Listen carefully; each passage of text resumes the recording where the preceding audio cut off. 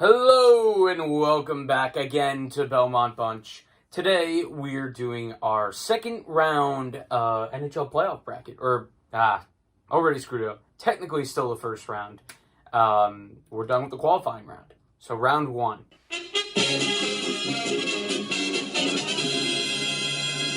Let's do it kind of speedier than we did the previous predictions. So I've got down here my laptop with the bracket challenge on NHL.com, and that'll give me the stats of the teams. And even then, not sure how much I'm going to use them because I'm going with the gut on this one. I went with the numbers on the initial, and now I'm going with the gut. Yeah. All right, let's start in the West. We got Vegas. We got Chicago. This is very interesting. Chicago traded their best goalie, Robin Lehner, to Vegas, probably not thinking this would happen. And now look where they are. For me, Vegas looked engaged. They looked ready. They didn't take it like a preseason tournament, like some other teams, like in AU Boston, in the round robin. Chicago, always dangerous. They've got Kane. Taves has had a little bit of a reawakening at the beginning of this year's postseason. But the defense was still pretty leaky. I know it is Edmonton, and Edmonton scores at will. But Vegas looks dialed in.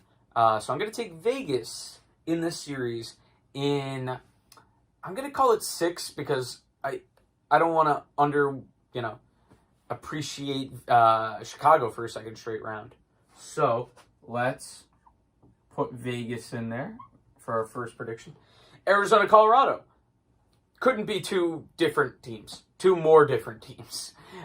You have a high-flying, fast-wheeling, exciting offensive team in Colorado with a lot of star power.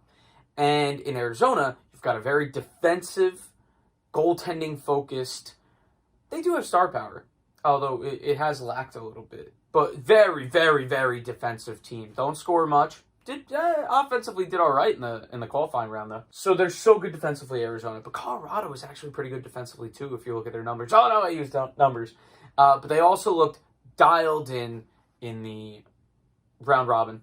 And to me, the teams that took it seriously in the round robin are going to have an easier time of getting into playing for their survival now rather than playing for seeding.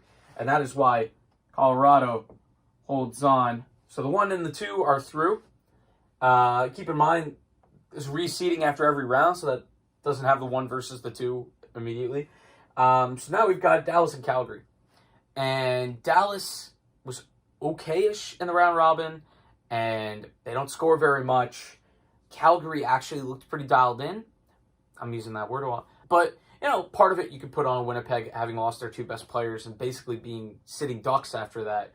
But Calgary, I know the goaltending isn't as good as Dallas. That's going to be big. And I've seen a lot of people taking Calgary early on. I did an initial bracket without seeing anybody else's and felt I was being special when I was leaning Calgary. But no, everybody's picking Calgary. Dallas, though, has a tendency to be really hard out once they get in. They do get knocked out, but it is a hard out. And that's why I have the series going 7. But I do have Calgary winning, holding on to some momentum from the initial round. And Dallas looked okay-ish, sort of engaged. So we're going to go with the Flames. St. Louis and Vancouver.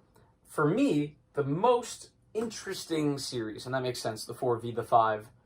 You would think they'd be closer in talent levels than the other seeds. St. Louis, underwhelming, but I'm not extremely worried because they lost a couple of just heartbreaking. Well, yeah, because you lose the Colorado game on a literal buzzer beater, and they looked good in that. I mean, they didn't look themselves like usual, but they looked decent in that game, St. Louis. And also in the final game, they were up 1-0 in the last minute. They gave up a blast from Dallas. They lose in a shootout. Could have gone either way. I'm going to stick with St. Louis here. I trust the goaltending a little bit more. It's a shame Markstrom had a really series. And Binnington looked fairly solid, even though they lost all 3 games. So I'm going to stick with St. Louis. I had them going to the Cup in my initial bracket, so I felt it would be a little bit unfair to them to run away from them. But now, the East. Philadelphia, Montreal. I'm not going to overthink this one. You have a team in Montreal that deserves a ton of credit for a really, really, really impressive bottling, not in the English term, but bottling up the expensive, high-powered offense from Pittsburgh. And Philly looked fantastic in the round robin. They were treating that like survival right away. And I'm going to take Philly. Montreal fans, I'm sorry. I feel like I've kind of dismissed them twice. Yeah, that's what I got. Tampa Bay Columbus. Oh, man, this is going to be fun. I had to wear the CBJ for this one. CBJ, to give credit to their outstanding series with Toronto, which was my favorite series of the first round. Would have, even if Toronto had won, it was an incredible series. Tampa Bay, Columbus. A lot of it depends on Hedman, but even then, I mean, Columbus is doing a lot with a little. Columbus seems to be the trendy pick. Man. Tampa Bay, I don't trust them. Not at all. Columbus, I'm going to stop, underrating them. I have to give them their credit when it's due. Stamkos might be out. Hedman might be out. That makes it easier. The goaltending should be actually a pretty good battle on both sides. I'm taking CBJ. Metro dominance forever. All right. Washington and the New York Islanders. This might be the most evenly balanced first round series in the East. The West being, the St. Louis one. They season series were split 2 apiece, and interestingly enough, those games tended to be really high scoring. Wouldn't think with the Islanders being involved, but the Islanders, they've rediscovered their identity a little bit. They're going to bring back Adam Pellich. They're going to have Cizikas, Clutterbuck, Martin, or Johnston against Tom Wilson. That'll be interesting. Keep an eye on that. In goal, I give the edge to the Islanders at the moment. The defensive structure helps.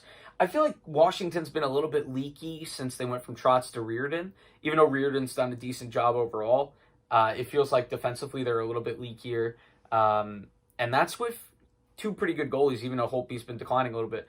Not having Samsonov hurts big time. And I'm going to trust the Islanders. I'm going to trust my favorite team and the structure that they've rediscovered, because they should have swept Florida. Easily could have. And basically the deciding factor in the series, if the Islanders commit penalties, they'll lose. If they stay out of the box a lot, they're in good shape. Because, we saw them struggle. The one area they struggled in the first round series was penalty killing. And Washington's PK is probably as good or better than Florida's. Boston, Carolina, another rematch. I'm taking Carolina. I'm just going to come right out with it.